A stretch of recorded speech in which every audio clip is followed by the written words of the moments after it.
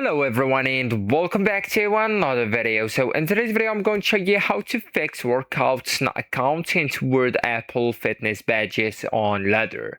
So if your app workouts are not accounting toward Apple Fitness badges, the problem is usually caused by how Apple handles third-party workout data rather than the workout itself.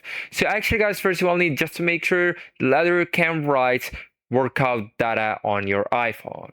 So just go ahead and open the Health app. So for example, we'll go with Health app of the iOS or iPhone right here. And here you will need to tap your profile photo, profile picture that's located at the top right corner.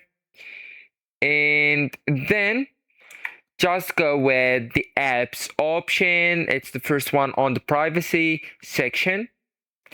And right then you will need to go with Ladder. Alright, so here you will need to enable the workouts and active energy, heart rate, and fitness tracking. Okay, so for example, let's look for the workouts option. So this one, go ahead and turn it on. And we talked about the heart rate, this one.